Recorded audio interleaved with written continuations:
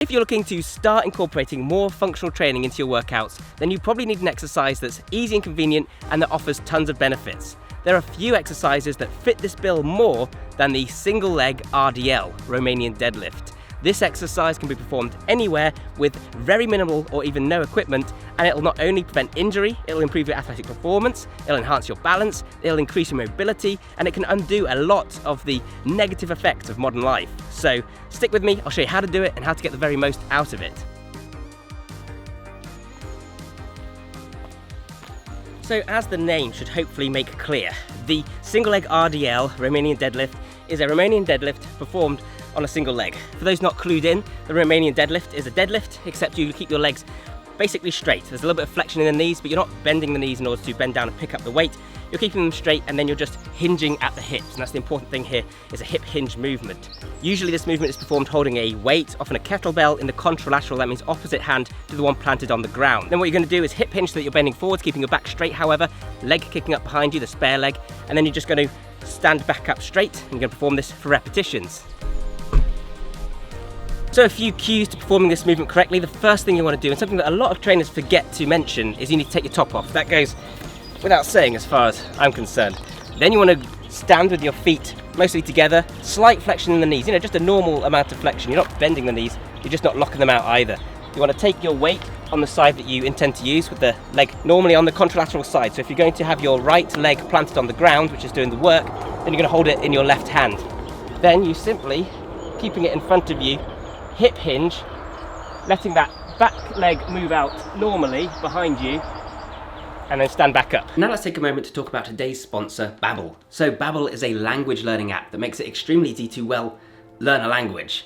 For me, the motivation to learn a language comes from my family and my heritage. You see, for those who've wondered about my name, I'm half Polish and a quarter German. I don't speak any Polish though, and this is a point of shame for me. Polish heritage is still a big part of my identity. We still eat bigos and głąbki and goulash. We still celebrate Christmas on Christmas Eve. It'd be great to not only right that wrong, but also to be able to impress my uncle by speaking a bit of Polish to him. And it's especially important to me as someone who's interested in personal development and the brain, seeing as learning a language is so fantastic for your brain. Babel makes it extremely easy to learn a language. It lets you separate your learning into chunks of 5 or 15 minutes. It focuses on real, useful phrases that you might actually use in conversation. Like I recently learned the phrase "Proszę piwo," which means "I'd like a beer, please." And that's useful for me because it's often true. And it uses a scientifically backed method that's been shown to significantly improve language acquisition after just 3 weeks. So if you'd like to improve your language learning and see real change in just 3 weeks, then follow the link in the description down below, and that will get you up to 65% off your subscription. Thanks again to Babel for sponsoring this video, and now on with the show. You want to return to that starting position as you start to feel a stretch in the hamstring. And this is how you're going to know that you're doing it right and you're not bending your back, because if you don't get the stretch in your hamstring, you're probably bending somewhere else. This is a great way to stretch your hamstring as well as strengthen them. Another cue is to keep the weight relatively close to your body. You're not leaning it out forwards, so straight down and straight back up. Most important though is the hips. You want to keep them aligned with the ground. They should be parallel with the ground, and you don't want them to be opening up. So for example, we don't want this. That's not going to train that hip stability, and it's not going to stretch and strengthen the hamstrings in the same way. Hey there guys, Adam who is editing here. Just thought of another cue, and watching back some of these clips, it's apparent to me that my own form could actually be better. So something to think about when you're going down is that back foot. If you twist it so it's straight and pointing directly to the ground, this little cue can help you to realign your pelvis, your hips, so that they are more in line with the ground. Just a little cue that can help, and it also illustrates how this movement can be really useful as a diagnostic tool, and particularly if you film yourself and watch your back, and you can see little ways to improve. This is very much an exercise I've introduced into my training relatively recently, and it's something that I've noticed the benefits of right away, because I do have a bit of a kind of lopsided tendency when it comes to my hips. Of course, to be sure, you can train the single leg RDL either contralaterally or ipsilaterally. Contralaterally means that you're going to hold the weight in the opposite hand to the leg that's planted on the ground. Ipsilateral means same arm, same leg, and they're both great. I personally like the contralateral version because we move contralaterally so often, whether we're running, jumping, throwing. We move our right shoulder, left hip, and we have a connection across the body between these two different sides. When you add an ipsilateral load, this will try and pull you towards the leg that's stable on the ground, and this is going to engage the glute maximus more, the hip abductors. So it's a nice way to mix up what you're training specifically. Also allows you to add a little bit more weight, it's a little bit easier for those starting out, and that lets you target the hamstrings more. So if you're keener on those benefits, then you should do this too. Or of course you can perform this with no weights whatsoever and just use your arms sticking out, one or both of them. And this is fantastic because it lets you practice this movement literally anywhere. Some people also like to use a landmine, which can help to reduce the stability challenge. Or alternatively, if you struggle a lot to balance and you don't want to add any weight at all, you can just use an arm to support yourself on the wall to begin with, or even put your foot out to touch something behind you. Just make sure that you're mindful of those hips, that pelvis, and keeping it straight, because that's really the whole point.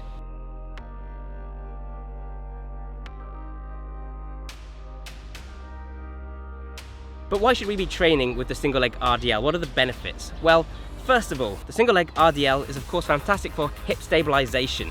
When you lean down on one leg, you need to try and keep your pelvis straight. And this is one of the most important cues when you're performing this movement. You need to make sure that your pelvis is in line with the ground. You don't want it to be opening up to one side as your body twists.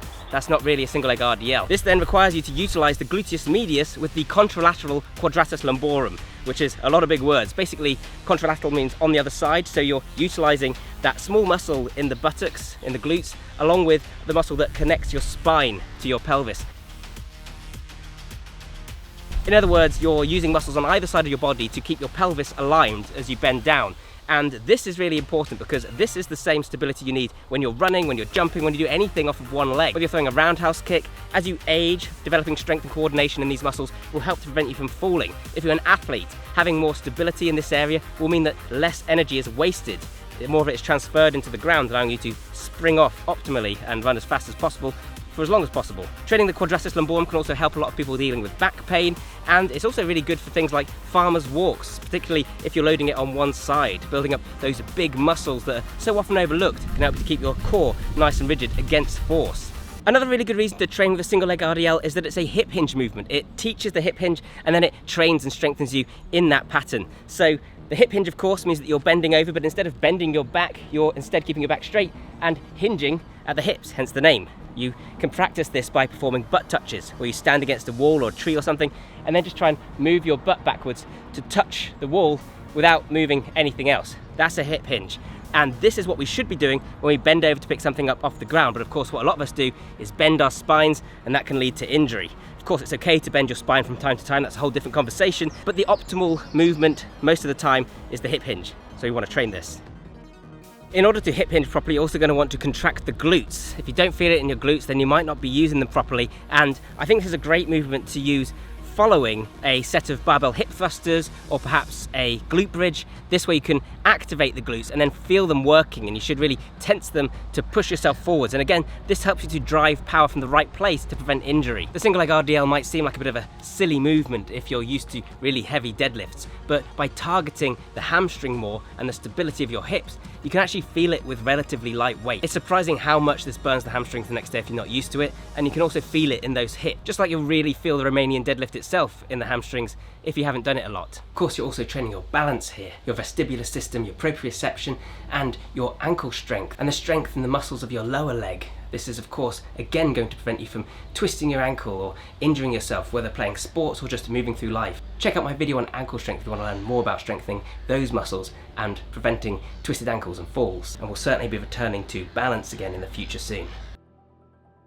At the same time, training this hip hinge movement is what's going to stretch and strengthen the hamstrings. This is really important because the hamstrings are so often overlooked in the gym, and especially in more compound movements where they're working in tandem with other muscles. This is one of the reasons that hamstring injuries are among the most common amongst professional athletes. In sprinting, cycling and many other activities, extension at the upper leg is actually more important a lot of the time than flexion at the knee. So we want to be able to drive a lot of power through here if we're going to perform optimally.